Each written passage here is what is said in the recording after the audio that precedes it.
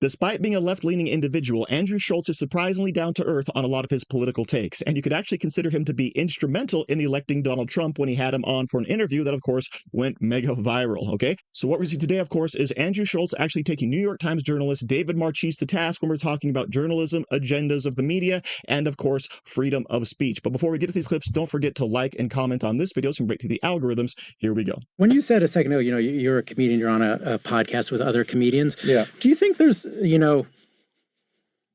something just like slightly disingenuous about that? Because it's like in the same... I know the argument you're going to make. Yeah. Where it's just like, we're using it as like a get out of jail free card. Well, it's like really when is somebody supposed to, who's watching it or listening, they're supposed to minute to minute the conversation be like, oh, now he's in comedian mode. No, never. Now he's in public commentator mode. Like how? Always treat me as a comedian. Always treat you as a comedian. Yeah, don't, because I've never asked you to treat me any other way. Yeah, but you're talking seriously now. You are making me serious. But I'm a comedian. To me, I'm always a comedian. You guys are deciding that I'm not. But do I have to be funny every second to be a comedian? When you're funny, do you stop being a journalist? No. So then why is it when I'm asking a serious question, I stop being a comedian? But let's take the example of your interview with Donald Trump. I know that you're not a journalist. Correct. But am I not? I might be the foremost political journalist. It's possible. It's possible. Like, what makes somebody that? It's such a. So I don't know that it's your job in the way that it would be a journalist's job to ask particular questions of political figures. Mm-hmm. But in your interview with Donald Trump, do you feel like you did sort of the necessary work of asking him difficult questions? Do you think that's necessary? Yes. I will answer in a second, but like, why is it? Oh, well, that's assuming that I didn't ask the difficult questions. So again, I don't know like what you think the goal of journalism is specifically. Is it to ask the things you're curious about? Do you have a responsibility for your audience within the New York Times? Do you have a responsibility for the New York Times audience? Do you have a responsibility for casual people that sometimes, like, how many people are you responsible for? Are you responsible for people in Dubai, China, Japan? They might have certain curiosities that you didn't address. Like, at one point, you're going to let somebody down. What I'd like to see more is people asking the questions that they are curious about themselves, instead of trying to pander to what their audience is curious about. And for me, with the Trump interview, I had three things I want to ask him about. And I asked him those things. You didn't ask about... you didn't really ask that much about economic policy, right? Which for like a Bernie supporter, I thought like, oh, that's weird that, it's like, I think you told Bernie it broke your heart when Bernie endorsed Hillary Clinton in 2016. I thought, it's strange that he's not asking Donald Trump about more pointed questions about economics. What did I ask Bernie about economics? Well, you guys talked a lot about economic inequality. But what about policy? It's an issue that matters to you. What would you like me to ask? I don't know the specific question. The question is about... Specifics are important. The question is about the... You're making an accusation that I didn't ask something, but you don't have the thing that you would have liked me to ask. Here's a good moment for accountability. Do you think it was fair to present that economic policy question to me about Trump, not really knowing what you're talking about? Yes. I asked you a question. Okay. That's where it feels gotcha to me. It doesn't feel gotcha. Well, I'm sorry. I can't tell you how you feel. No, this is good. We're both. This is good. Therapy's good. This is good. Okay. This is. I love that. That was awesome. So in your stand-up and on the podcast or appearances on other podcasts, there are some you'd call them slurs that you use. Sure. And I'm thinking of one in particular, starts with R, commonly used to describe intellectually disabled people. Yeah. But why certain ones and why not other ones? That's a good question. If we accept they're all derogatory. I don't accept that. Oh. I think in reality, people are trying to protect. They're trying to protect people. Yeah. And the protection of people, I think, is like a beautiful, benevolent thing. And I think it's a great thing to endeavor to do. But sometimes it goes to the point where we're making words harmful that aren't harmful. Have you heard of a fire retardant? Yeah. How do you feel about that word? The fire retardant? Retardant in that context means to slow something down. Yeah. Yeah. And should we make a different word for that? But At a it's certain not. point But in a fire time, yeah. retardant is not a human being. Well, no, but the root word Yeah.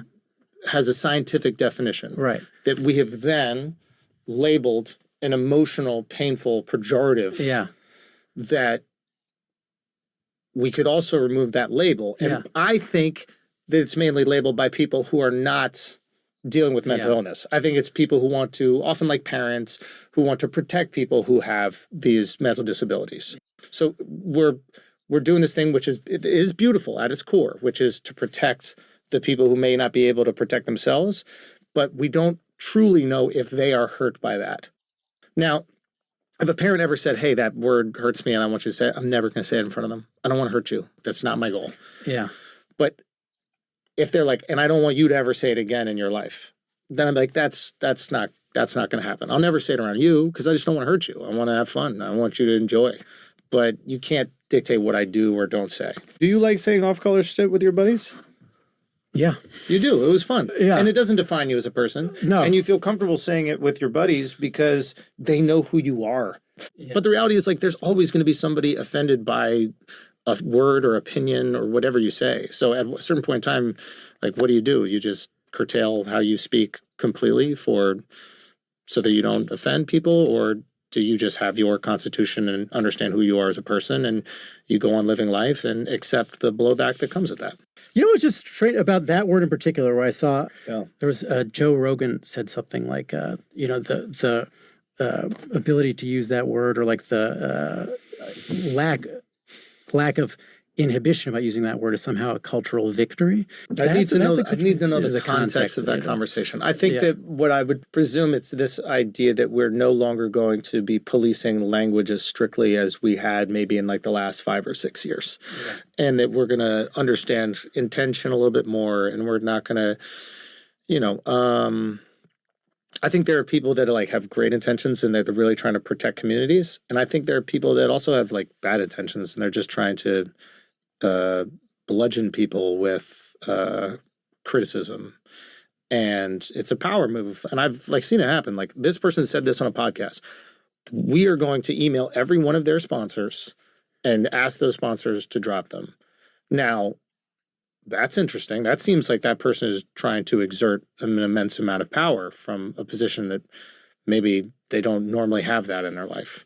And I think that's a little bit gross. So let me point out by saying that this entire interview was actually very congenial. I just wanted to highlight a couple of the instances where Andrew Schulz kind of busted the journalist's chops for kind of jumping to conclusions or making a wrong statement, something like that, okay? But what this whole conversation about to me was basically free speech. But Andrew Schulz, being a comedian, is often accused of using that as cover so he can say offensive things, okay? But to me, it doesn't matter if you're a comedian or not.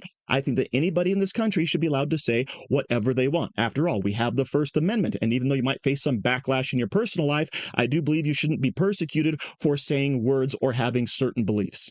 But of course, David Marchese brings up the idea that, well, you're a comedian, but you're also kind of masquerading as a journalist. And Andrew Schulz is like, I never asked you to make me a journalist. I am a comedian. I just like to interview people, right? And then it all boils down to basically, are you asking the right questions? And being a leftist person from the New York Times, David Marchese just doesn't seem to understand that people just want to have conversations on all of these podcasts that everyone listens to, okay? They don't want to have these gotcha questions, these gotcha moments, right? These places where you're trying to stump other people. They just want to have a polite conversation. And that's why all of these new up-and-coming podcasters are so popular, because that's exactly what they're doing. They're asking the questions that they are interested in, right? And as Andrew Schulz points out, you know, you're going to disappoint somebody all the time, and you can't go around worrying about that. So instead, just do the things that interest you, and other people will come along for the ride. And that kind of brings us back full circle to the whole idea of freedom of speech, because as was also mentioned there's folks out there who are trying to ruin people's lives, destroy livelihoods, right? Make you lose your home, your food, right? Not be able to provide for your family